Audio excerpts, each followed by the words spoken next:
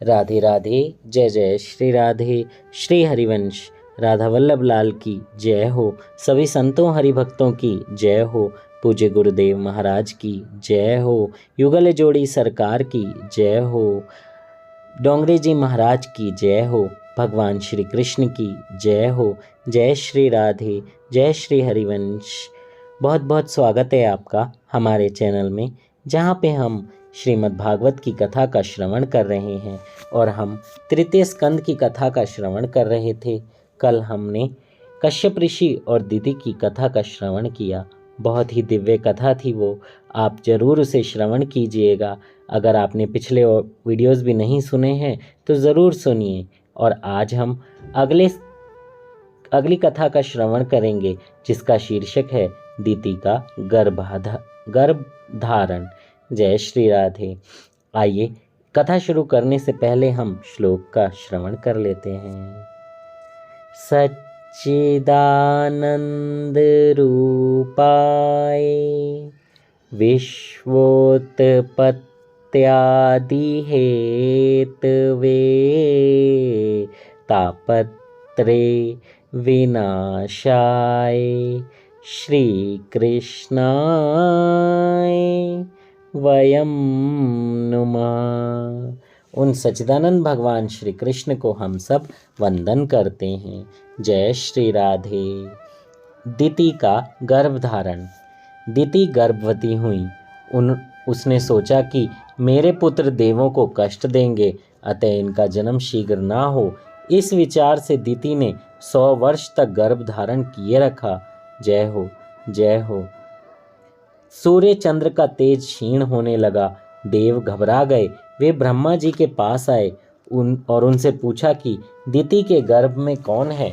उन्हें ब्रह्मा जी ने दीति के गर्भ में जो थे उनकी कथा सुनाई। ब्रह्मा जी बोले कि एक बार मेरे मानस पुत्र सनकादि ऋषि घूमते फिरते वैकुंठ लोक में गए। अंतकरण चतुष्टय के शुद्ध होने पर ही ईश्वर के दर्शन होते हैं। ईश्वर दर्शन करने के लिए जाते समय इन चारों को शुद्ध करके जाइए।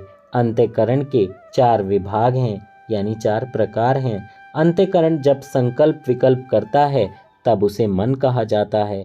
वह जब किसी वस्तु का निर्णय करता है तब उसे बुद्धि कहते हैं। श्री कृष्ण का चिंतन करने पर उसे चित्त कहते हैं और उसमें जब क्रिया का अभिमान जगता है तब उसे अहंकार कहते हैं। मन, बुद्धि, चित्त और अहंकार, इन चारों को शुद्ध करो। बिना इन चारों के शुद्ध किए परमात्मा के दर्शन नहीं हो सकते। ब्रह्मचर्य के बिना इन चारों की शुद्धि नहीं होती। ब्रह्मचर्य तभी सिद्ध होता है जबकि ब्रह्मनिष्ठा सिद्ध होती है। सनत कुमार ब्रह्मचर्य के अवतार हैं। वह महाज्ञानी हैं, फिर भी बालक जैसे दैन्य भाव से रहते हैं। सनत कुमार आदि नारायण के दर्शन के लिए वैकुंठ में जाते हैं। काम और काल वैकुंठ में प्रवेश नहीं पा सकते। जहाँ बुद्धि कुंठित होती है वह वैकुंठ है। वैकुंठ के वृक्ष पुण्य और दिव्य हैं। 6 ऋतुएं सखियां बनकर उस धाम की सेवा करती हैं। वहाँ 7 बड़े बड़े किले हैं जिन्हें लांघ कर जाना पड़ता है। दक्षिण में रंगनाथ का मंदिर इस वर्णन के आधार पर ही बनाया गया है। सनत कुमारों को अलौकिक वैकुंठ धाम का दर्शन हो रहा है। यहाँ भ्रमर भी प्रेम से ईश्वर के गुणगान करते हों ऐसा लगता है। वे भ्रमर गुनगुन कर रहे हैं, मानो श्री कृष्ण का दर्शन कीर्तन ही कर रहे हों। वैकुंठ में विषमता नहीं है। यहाँ के पार्षद भगवान जैसे हैं और दासियाँ लक्ष्मी जी जैसी हैं। पार्षद भी शंख चक्र गदाधारी चतुर्भुज हैं। ईश्वर जब कुछ प्रदान करने लगते हैं तो वे देने में कुछ भी संकोच नहीं करते। भगवान जब देते हैं तब लेने वाला लेते लेते थक जाता है। मनुष्य आखिर कितना ले सकता है। ईश्वर की राजसभा में विषमता नहीं है। तुम भी भोजन आदि में विषमता मत करो। कई सेठ घर में 3 प्रकार के चावल खाते हैं, नौकरानी के लिए अलग, साधु बाबाओं को देने के लिए अलग और स्वयं खाने के लिए दिल्ली के बासमती के चावल। इस तरह 3 प्रकार के चावल रखते हैं। ऐसा भेद कभी नहीं करना चाहिए। सबके लिए समान भाव से ही एक तरीके का भोजन पकाना चाहिए। हमारी माताएं परोसने में बड़ी चतुर हैं। अपनी या अपनों की रोटी पर कुछ ज़्यादा ही घी लगाती हैं। भोजन में विषमता मत करो। विषमता करने वाले को संग्रहणी का रोग होता है। विषमता ही वैर को उत्पन्न करती है। विषमता करनी ही पड़े तो सद्भाव से करो। व्यवहार में संपूर्ण समानता नहीं होती। वैकुंठ में विषमता नहीं होती। लक्ष्मी जी भी वैकुंठ में प्रमाद नहीं करती। वहाँ लक्ष्मी जी स्वयं सेवा करती हैं, झाड़ू बहुराती हैं। सुखदेव जी कथा नहीं कह रहे, अपितु लक्ष्मी नारायण का दर्शन कर रहे हैं। प्रतिबिंब को देखने से बिंब का मोह होता है। तब बिंब को देखने से कितना आनंद होता होगा। वैष्णव भाग्यशाली हैं कि वे प्रतिबिंब को देखते हैं। कन्हैया यशोदा जी से कहते हैं, यह बालक बहुत सुंदर है, मैं उसके साथ खेलना चाहता हूँ। माता समझाती हैं, वह कोई और बालक नहीं, वह तो तेरा ही प्रतिबिंब है। अपने प्रतिबिंब का दर्शन करने से जब भगवान स्वयं मुग्ध हो जाते हैं तो गोपियां बिंब का दर्शन करके भान भूल जाएं, उसमें कौन सी आश्चर्य की बात है। सनत कुमार वैकुंठ के 6 द्वार पार करके 7वें द्वार पर आए, जहां जय विजय खड़े थे। सनत कुमार भगवान के प्रसाद में प्रवेश ही कर रहे थे कि भगवान के द्वारपाल जय और विजय ने उन्हें रोका। सनत कुमारों ने कहा कि हम तो माता और पिता लक्ष्मी और नारायण से मिलने जा रहे हैं।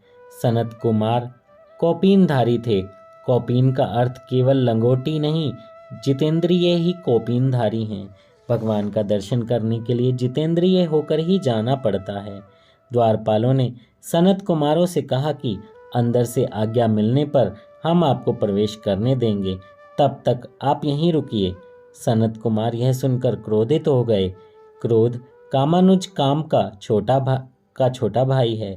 अति सावधान रहने पर काम को तो मारा जा सकता है, किंतु उसके भाई क्रोध को मारना कठिन है। काम का मूल संकल्प है। ज्ञानी किसी और के शरीर का चिंतन नहीं करते, अतः काम उन्हें पीड़ा नहीं दे पाता। ज्ञानी पुरुष का पतन काम द्वारा नहीं, क्रोध द्वारा ही होता है। 6 द्वार पार करके ज्ञानी पुरुष आगे बढ़ता है, किंतु 7वें द्वार पर जय विजय उसे रोकते हैं। योग के 7 प्रकार के अंग ही वैकुंठ के 7 द्वार हैं। वे हैं यम, नियम, आसन, प्राणायाम, प्रत्याहार, ध्यान और धारणा।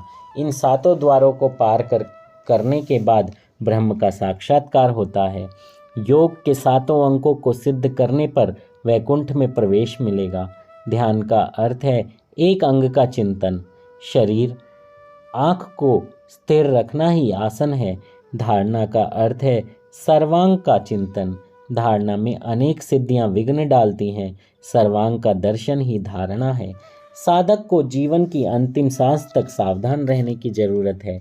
जय विजय प्रतिष्ठा के 2 स्वरूप हैं। सर्वांग के चिंतन में सिद्धि प्रसिद्धि बाधा उपस्थित करती है। सिद्धि के मिलने पर प्रसिद्धि होती है।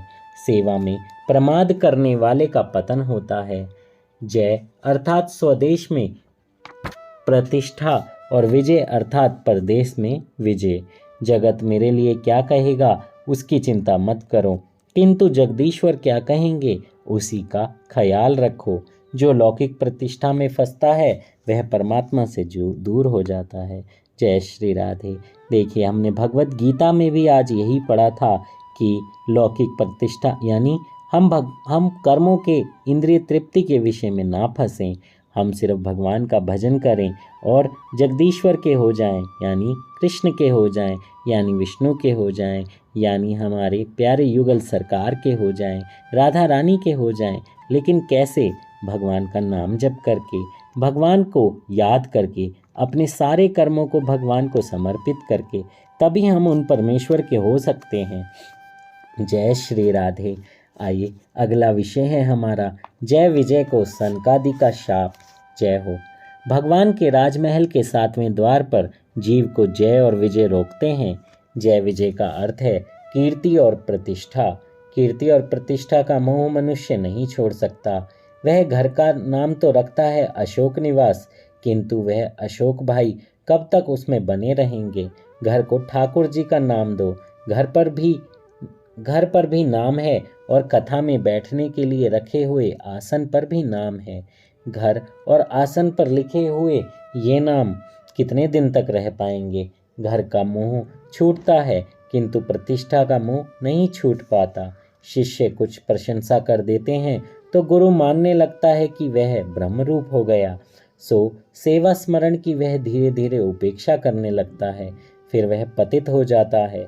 मनुष्य का मन नाम रूप में फंसा हुआ है। नाम और रूप का मोह जब तक ना छूट पाए तब तक भक्ति नहीं हो सकती। मन श्री कृष्ण के रूप में फंस जाए तभी मुक्ति मिलती है। प्रतिष्ठा का मोह आया नहीं कि भगवान के द्वार पर से ही वापस लौट जाना पड़ता है। क्रोध करने से सनत कुमारों को प्रभु के 7वें द्वार पर से लौटना पड़ा, किंतु उनका क्रोध सात्विक था। वे द्वारपाल भगवान के दर्शन में बाधा उपस्थित कर रहे थे, अतः वह क्रोधित हुए। अतः भगवान अनुग्रह करके द्वार पर आए और सनत कुमारों को दर्शन दिया, किंतु वे भगवान के राजमहल में तो प्रवेश पा ही नहीं सके। महाप्रभु ने इस चरित्र की समाप्ति करते हुए कहा है कि ज्ञानी के लिए ज्ञान मार्ग में अभिमान विघ्न करता है। अभिमान के मूल में यही क्रोध है। कुछ अज्ञान अवस्था में करते हैं तो कुछ लोग ज्ञानी होकर अभिमान वश करते हैं।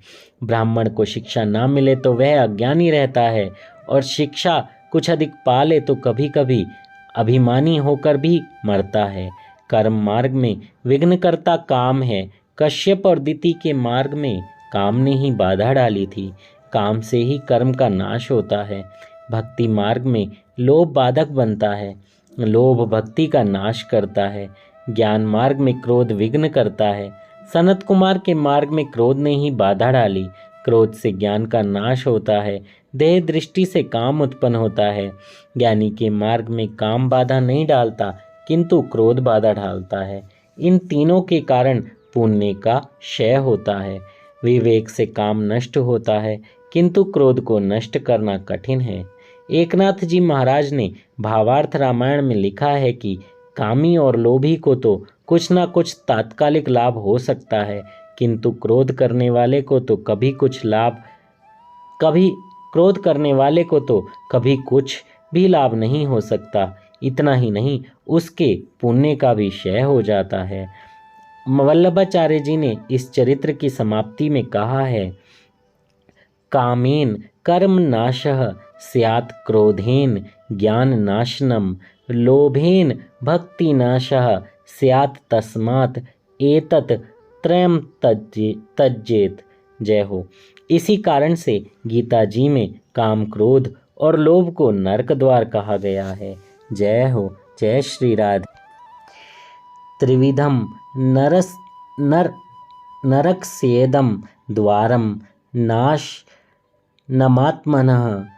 कामः क्रोधस्तथा लोभस्तस्मादेत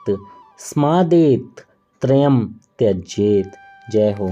भक्ति मार्ग में ही लोभ विघ्न रूप है। मनुष्य भगवान के लिए अथवा दान देने के लिए घटिया से घटिया वस्तुओं का उपयोग करता है। पुत्र के लिए कपड़े बनवाने हों तो 7 या 17 रुपये मीटर वाला कपड़ा ले आता है और ठाकुर जी के वस्त्र श्रृंगार बनवाने हो तो 2-3 रुपये वाला मीटर वाला कपड़ा ही ढूंढता है। एक गृहस्थ बाजार में ठाकुर जी के लिए फूल लेने जाता है। माली कहता है कि गुलाब के फूल की कीमत 4 आना है, तो ग्राहक कहता है कि कनेर का फूल ही दे दो, क्योंकि मेरे भगवान तो भावना के भूखे हैं। किंतु जब पत्नी कहती है कि मेरे लिए एक अच्छी सी वेणी यानी फूलों का गजरा ला दो, तो 100 से 200 रुपये तक खर्च करके बहुत ही मनपसंद फूलों का गजरा लेकर आता है। जय हो। ऐसे ही हैं हम सब लोग। इसमें बहुत सच्ची बातें बताई हुई हैं। कुछ लोगों को ये बातें चुभ जरूर जाएंगी, लेकिन ये सत्य है, और जिनको चुभ जाएं वो भागवत का श्रवण कर भी नहीं पाएंगे, क्योंकि भागवत में एक एक बात सच कही गई है। सत्यनारायण की कथा करानी हो तो वह 200 रुपये का पीताम्बर पहनकर बैठता है, और जब ठाकुर जी को वस्त्र परिधान करने का प्रसंग आता है तो वह कहेगा कि वह कल्लावा कहाँ है, वही लाओ। भगवान कहते हैं कि बेटे, मैं सब समझता हूँ, मैं भी तुझे एक दिन लंगोटी ही पहनाऊंगा, और मैंने तेरी लंगोटी के लिए डोरी छोड़ रखी है। ऐसा नहीं करना चाहिए। भगवान को उत्तम से उत्तम वस्तु अर्पित करनी चाहिए। 252 वैष्णव की वार्ता में जमुना दास भक्त का एक दृष्टांत है। एक बार वे ठाकुर जी के लिए फूल लेने बाजार में निकले। माली की दुकान पर एक अच्छा सा कमल दिखा। उन्होंने सोचा आज अपने ठाकुर जी को यही सुंदर कमल ले जाऊं। उसी समय वहां एक यमनराज आया जो वेश्या के लिए फूल लेना चाहता था।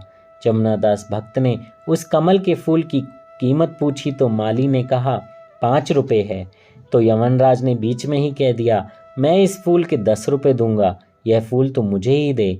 तो उसी समय जमुना दास भक्त जी ने कहा मैं 25 रुपये दूंगा, लेकिन फूल मुझे ही देना। इस प्रकार फूल लेने के लिए दोनों के बीच होड़ लग गई। यमन दास ने 10,000 तक की बोली लगाई तो भक्त जमुना दास ने कहा कि 1 लाख। वैश्या के लिए यमनराज को वैसा सच्चा प्रेम नहीं था, केवल वो मोह था। उसने सोचा कि मेरे पास लाख रुपए होंगे तो कोई दूसरी स्त्री ही मिल जाएगी। पर उधर जमुना दास भक्त के लिए जो ठाकुर जी सर्वस्व थे, उनका प्रभु प्रेम सच्चा था, शुद्ध था। उन्होंने अपनी सारी संपत्ति बेच दी और लाख रुपए का वह कमल खरीद कर श्रीनाथ जी की सेवा में अर्पित किया। फूल अर्पित करते ही श्रीनाथ जी का मुकुट गिर पड़ा, नीचे की ओर झुक गया, यानी उन्होंने उनके प्रेम में अपना सिर झुका दिया, अपना मुकुट झुका दिया। जय हो, ऐसा प्रेम हो तो आंखों से आंसू ही आ जाएं। जय श्री राधे। इस प्रकार भगवान ने बताया कि भक्त के इस फूल का वजन मेरे लिए अत्यधिक है। सनत कुमार क्रोधित हुए, अतः उनका पतन हुआ। प्रभु के द्वार पर पहुंचकर उन्हें वापस लौटना पड़ा। मन और बुद्धि पर कभी विश्वास मत करो, वे बार बार दगा देते हैं। अपने को निर्दोष मानने के समान दोष कोई और नहीं है। काम क्रोध अंदर के विकार हैं, वे बाहर से नहीं आते। सनत कुमारों का क्रोध बाहर से नहीं आया था, अवसर मिलते ही वे विकार बाहर आते हैं। अतः मन पर सत्संग की भक्ति का अंकुश रखो। सतत ईश्वर चिंतन करने से आनंद के विकार शांत हो जाते हैं। सनत कुमार ने क्रोधित होकर जय विजय को शाप दिया कि राक्षसों में ही विषमता होती है, तुम दोनों के मन में भी विषमता है, अतः तुम राक्षस हो जाओ। मंदिर में थोड़ा सा पाप किया जाए तो वह भी महापाप ही होता है। सनत कुमारों ने तो वैकुंठ में क्रोध किया। सुखदेव जी सावधान करते हैं कि राजन, ऐसा पाप कभी मत करना। सनकादिक ऋषियों ने श्राप दिया कि दैत्य काल में तुम्हें 3 बार जन्म लेना पड़ेगा। भगवान ने सोचा कि इन्होंने मेरे ही आंगन में पाप किया है, अतः वह घर में आने के पात्र नहीं है। इन्होंने अभी तक क्रोध पर विजय नहीं पाई है, अतः वह मेरे धाम में आने की पात्रता गवा चुके हैं। मैं बाहर जाकर उन्हें दर्शन दे आऊं। सनकादिकों को अंदर प्रवेश ना मिल सका। यदि वे अंदर जा सके होते तो फिर बाहर आने का प्रश्न ही उपस्थित नहीं होता। कारण भगवान का परधाम तो है, यद गत्वा न निर्वतन्ते। भगवान ने लक्ष्मी जी से कहा कि लगता है बाहर कुछ झगड़ा हो रहा है। वे दोनों बाहर आए। ठाकुर जी ने सनत कुमारों की ओर देखा ही नहीं। आज नज़र धरती पर है। अपने द्वारा किए हुए पापों के सच्चे हृदय से जीव जब तक पछताए नहीं, तब तक ठाकुर जी दर्शन नहीं देते। अगर खुदा नज़र दे तो सब खुदा की है। जय हो। लोग अपने को वैष्णव कहलाते हैं, किंतु पाप करना नहीं छोड़ते। स्वदोष दर्शन यह ईश्वर दर्शन का फल है। सनत कुमार वंदन करते हैं, किंतु प्रभु जी ने उनकी ओर नहीं देखा। दोनों ऋषि भगवान से क्षमा याचना कर रहे हैं। प्रभु ने कहा कि भूल तुमसे हुई, तुम्हारा अपमान मेरा अपमान है। ब्राह्मण भगवान को प्रिय हैं क्योंकि वे भगवान की पहचान कराते हैं। भगवान कहते हैं कि आपने मेरी भक्ति और ज्ञान का प्रचार किया है। ब्रह्मा लक्ष्मी से भी मुझे अधिक प्रिय मेरे भक्त हैं। जय हो। भगवान वाणी चतुर है, लक्ष्मी जी को कहीं बुरा न लग जाए इसलिए सोचकर वे फिर कहते हैं कि यदि भक्ति अनन्य ना हो तो वह मुझे प्रिय नहीं है। लक्ष्मी जी की भी भक्ति अनन्य है, वे निष्काम भाव से प्रेम करती हैं, अतः वे भगवान को विशेष प्रिय हैं। भगवान कहते हैं कि निष्काम भक्ति मुझे अतिशय प्रिय है। यदि लक्ष्मी जी की भक्ति निष्काम ना हो तो मुझे वह भी प्रिय नहीं लगती। चंचल लक्ष्मी ठाकुर जी के चरणों में स्थित हो जाती हैं। तुलसी जी राधा जी का स्वरूप हैं। तुलसी विवाह का तात्पर्य जीवात्मा का विवाह से ही है। सनकादिक सोच रहे हैं कि हमारी प्रशंसा तो बहुत की जा रही है, किंतु हमें धाम के अंदर तो बुलाते ही नहीं हैं। हमें अभी तपश्चर्या करने की आवश्यकता है। अभी तक हमारा क्रोध नष्ट नहीं हो पाया। वे ब्रह्मलोक में पधारे हैं। जय विजय को सांत्वना देते हुए नारायण भगवान ने कहा, तुम्हारे 3 अवतार होंगे। सनकादिक के शाप से जय विजय क्रम से हिरण्याक्ष और हिरण्यकशिपु के रूप में अवतरित हुए हैं। जय श्री राधे। श्री हरिवंश इससे आगे की कथा हम कल सुनेंगे, जिसमें हिरण्याक्ष और हिरण्यकशिपु का जन्म का विस्तार से वर्णन होगा। जय श्री राधे। श्री हरिवंश श्रीमद् भागवत की जय हो। सभी संतों हरिभक्तों की जय हो। हमारे ठाकुर जी महाराज की जय हो। और इस कथा का श्रवण करते हुए आप ये ज़रूर सीखें कि क्रोध नहीं करना है।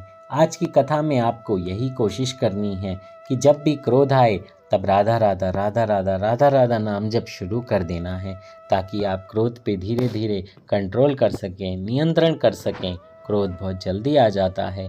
इसको नियंत्रण करने का एकमात्र ही उपाय है, आप नाम जप कीजिए। नाम जप आपको सरल बनाएगा, आपके मन से अहंकार मिटाएगा। सरल बने, अहंकार मिटा तो क्रोध धीरे धीरे जाने लगेगा। जय श्री राधे। जल्दी से चैनल को सब्सक्राइब कीजिए और ये कथा ज़्यादा से ज़्यादा लोगों को शेयर कीजिए, क्योंकि भागवत की कथा जितने ज़्यादा लोग सुनेंगे उसी में आपकी भी भलाई है और हम सबकी भी और अन्य मनुष्यों की भी। जय श्री राधे।